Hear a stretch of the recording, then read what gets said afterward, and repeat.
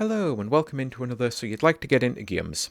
Today's episode is going to be about open world action adventures. I wanted to just do action adventure, but this video is about to start really weird. I'm going to try to explain all of this.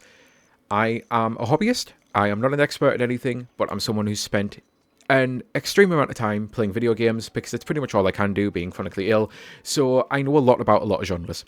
And I know how difficult it is to get into games these days because there's so much complicated stuff that people are just expected to know, and Nintendo tend to be a really good developer of making games that anyone can jump into if it's their first game. You don't really need to have played any of the other stuff. There's some very notable exceptions where there are direct sequels, but for the most part, if you've never played a Zelda before, you can jump into Breath of the Wild, and that's going to ultimately be my recommendation for jumping into open world action adventure games. But the more I'm doing these videos, the more chaotic they're getting, because I'm realizing just how difficult it really is. I'm glad I know all of this stuff, because trying to explain things in a concise way that gives you the information you need, but also doesn't overwhelm you and gives you good jumping off places, it's getting really difficult. It really is.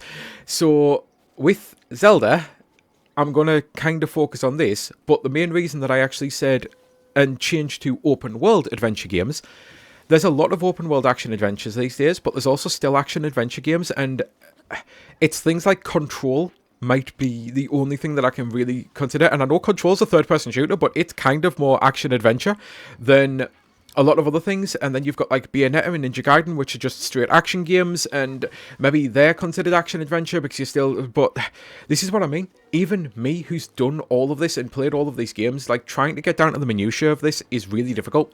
So all of that out the way, I'm going to be focusing now on getting into open world action adventure games. And there's a lot out there, but specifically all of my videos are designed to be revolving around the Switch 2, because I have a video up about why I feel that's the best console to actually get these days if you're a beginner, because of all of the things that comes with it. And Breath of the Wild is one of the best games in the history of video games. It's a great beginner's game because it teaches you a lot of the fundamentals. There's a lot of video game language that you need to know playing certain games in certain genres, and I try to always keep that in mind, and I try to explain some things. And one of them that I'm going to bring up now with Zelda is waterfalls. Now, I probably should actually fast travel to a waterfall, thinking about it. It might actually be a really good idea, and thankfully I do know where some waterfalls are, and specifically, so right, there's that one there. But if I go here, maybe... Oh, actually, I'll go to the tower so that I can fly. Well, glide. It's glide. You can fly in Tears of the Kingdom, but this one, it's gliding.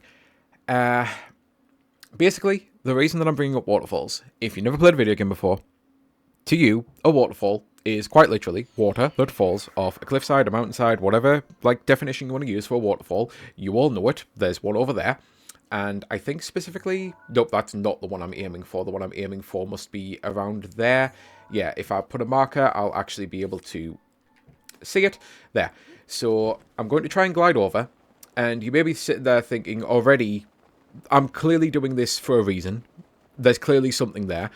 Yeah, Zelda is one of the first games to do it. I don't know if it was the outright first game, the original Zelda on the Nintendo Entertainment System.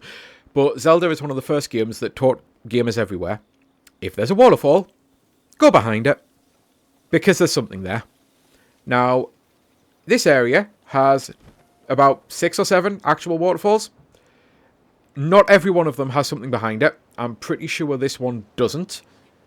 Yep, so just a regular cliff wall like you expect, and I know fine well doing this is probably a bad idea. I might genuinely need to fast travel back to the tower, because otherwise I'm probably going to drown. But Zelda is the game that kind of taught a lot of people that waterfalls hide secrets, be it pieces of heart that give you more health, be it important item, be it an actual full-on fucking dungeon, or in this case, a shrine, which Breath of the Wild has shrines and kind of dungeons, but the Divine Beasts, you don't need to know all of what that is, but basically, there is a reason to go behind waterfalls, and Breath of the Wild does a great job of teaching you the game's mechanics. I've actually got videos up of Breath of the Wild and Tears of the Kingdom, and they're very long, and I'm trying to make this a shorter form video because I don't want to just like hyperfixate about why I love the game, but Zelda has genuinely something called the Great Plateau, and I can't remember what it's called officially in Tears of the Kingdom, but the Great Plateau is where you start Breath of the Wild, and it is considered the greatest tutorial in all the video games, and kind of for good reason. It, at the very least in this genre of video games. Oh, hello boss, I'm just going to skip past you for now. That's just a giant rock monster, sometimes you find them, you know. The Great Plateau teaches you pretty much everything you need to know about the basics of the game. It teaches you that cold can hurt you. It teaches you that fire can help you warm up in cold. It teaches you how to use your basic mechanics, which you get things like the ability to freeze water, to time lock items or enemies, to pick up metal with magnesis, or to use bombs. And it's got all of the stuff that you need to actually learn in a very digestible way. It even teaches you basic things like if there's a fire beside you and there's an apple, you can put the apple beside the fire and get a baked apple. It teaches you so many basics that are actually pretty important things to learn for all open world games, because a lot of open world games have similar mechanics these days. And it's not like fully similar at the end of the day. You do have different things. Not every open world game has cooking. Not every open world game has ice zones that like hurt you from the cold. Not every open world game has the ability to summon bombs magically, you know. In fact, this might be one of the only ones that lets you summon bombs magically. But for the most part, Zelda Breath of the Wild, I truly do feel, is a great entry point into how to actually get into action adventure games, and specifically how to get into oh, dragon. It's cool. Sometimes you just run across a dragon as well. It's also a great idea. Sorry, a great way to get into Zelda. It's a great way to gateway into a lot of things. I think starting with Breath of the Wild truly is one of those games that will be very beneficial to learning a lot of fundamentals and basics. It'll teach you how to do third-person combat and move the camera whilst you're also attacking. There's just... I'm going to get electrocuted, I've just realised, from this dragon, aren't I? Before I actually make it over there. It should be fine. So yeah, I truly feel Breath of the Wild is not just one of the greatest games of all time, it's one of the greatest first games of all time. You're going to get overwhelmed a hell of a lot, but it really is a game about learning from your mistakes, and you don't really get punished for failing in this game. You don't get punished for making mistakes. It's one of the best things about it. It really is. Dying just takes you back a little bit. You tend to auto-save all the time while you're playing the game, and dying will just take you back a little bit, or you can actually save before doing something like there. I auto-saved opening the chest. I could have saved before opening it, just in case I didn't want to open, like, whatever I got in it. In this case was a weapon. I had a slot for a weapon. But if it was an item that I wanted to save for later, I'd want to now be able to reset my save. There's loads of different things that are designed to basically make your life easier. One of them is not doing this. I immediately regret this, so I'm just actually going to fucking fast travel to the damn thing. I forgot swimming upstream is going to be difficult. I should have equipped different armor. I am definitely frazzled, and I apologize for just how weird this video is. I'm also starting to get worried that there's no audio coming through the game. Oh no, the audio is. It's just that when I looked, there was nothing on the screen, so that's why. But yeah, I am now finally behind this waterfall. And until I got behind here, which obviously you can't just fast travel here. That's what the action I've just done there is. It's called fast traveling for a reason, because you travel somewhere fast.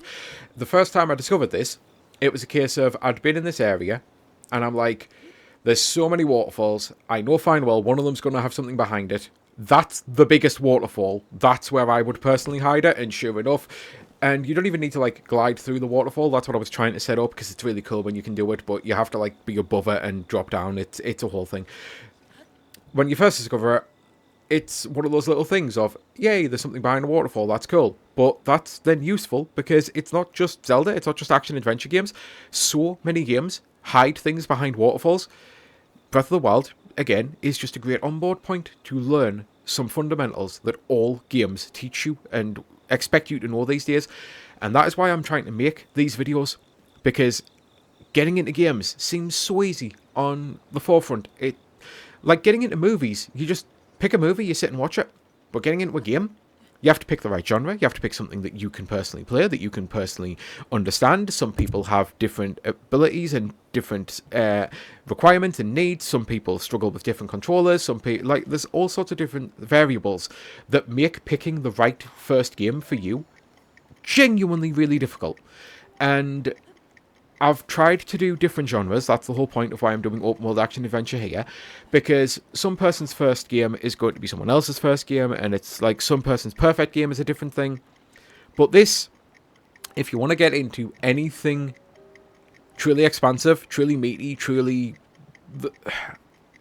I can't think of the word, but basically something that can enthrall you and give you a couple hundred hours to play, which, yes, genuinely, you can get a couple of hundred hours out of these games.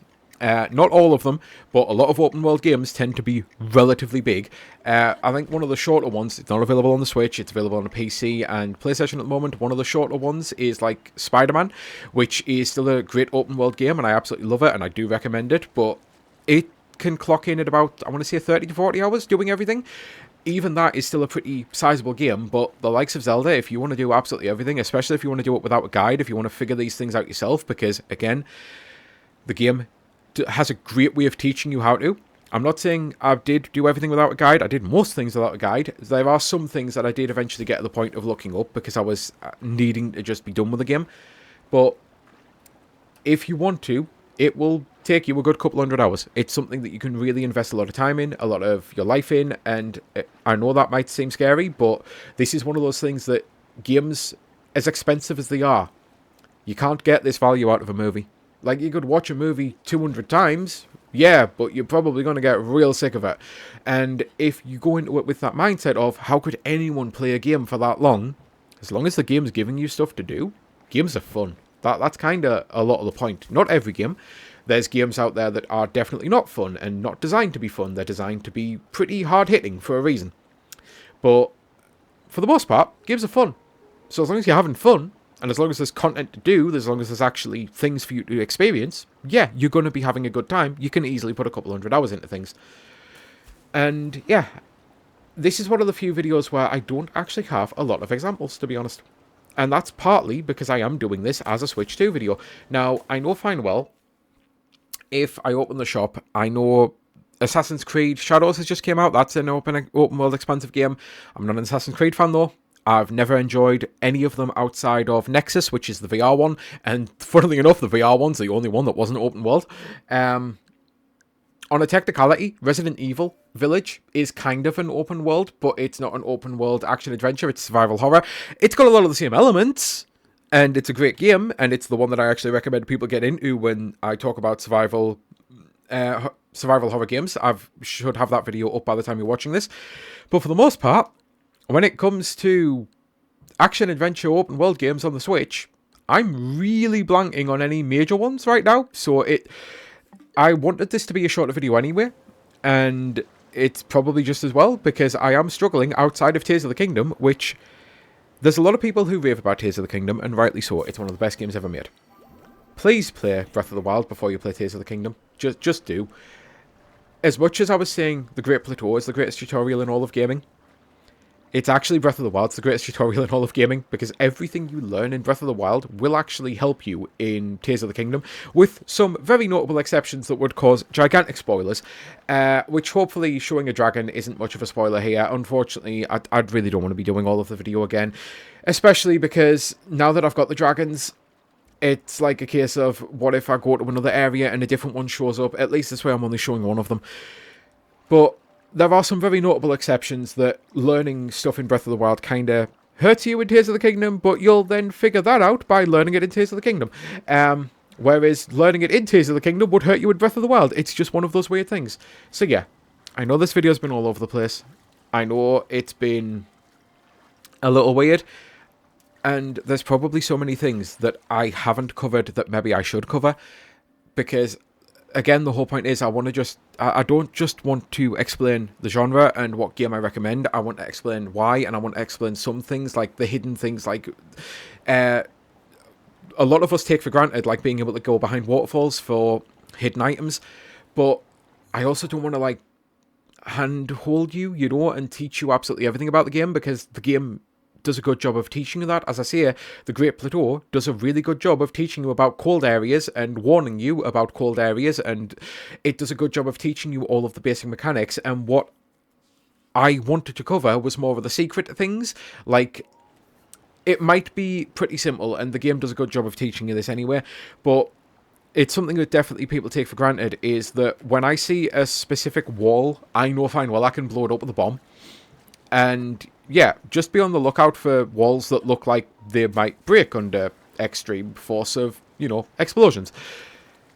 I can't think of anything that I can really bring up that doesn't now go under the vein of actually spoiling things. And as I am really starting to struggle, and this is my last video of the day, maybe I'll end up adding on to it. Maybe after a day I'll realise, oh, actually I should have said that. So maybe this won't be the end of the video, and if so, I apologise. But until then, I think this is the end of the video. So I'm going to say this has been Sky Fellowship. I truly do hope you have a great rest of your day, and I hope at least something in this video was useful and helpful. This is one of the easier but also harder videos to make because, again, there's not a lot of examples on the Switch 2. We're only just getting to that point where games like that are being ported, and there's games like Elden Ring I want to be able to recommend because it's technically an open world action adventure, but it's also Souls-like, and it needs to be its own video when it eventually comes out. I will be doing that video because I will end up buying it because I can't wait to have that on a portable device. There's so many games that I'm buying a second time. Yeah, they run better on my PC, but being able to have them on a portable device is so fucking brilliant for me, and I would therefore recommend Elden Ring. I really do, but Elden Ring, again, it's a Souls-like, it's a brutally difficult game. Zelda has, like, Elden Ring has a lot of inspiration from Breath of the Wild. Miyazaki, the director, kind of actually mentioned that, and then Tears of the Kingdom actually has some stuff inspired from Elden Ring. So it's why, again, Breath of the Wild is a great gateway into this kind of genre, because if you like this, you might then really get into Elden Ring. And yeah, so until the next time though, this has been Sky Fellowship, and again, I truly do hope you have a great rest of your day. I know I've already said that once, but I am so frazzled here. So until next time, bye.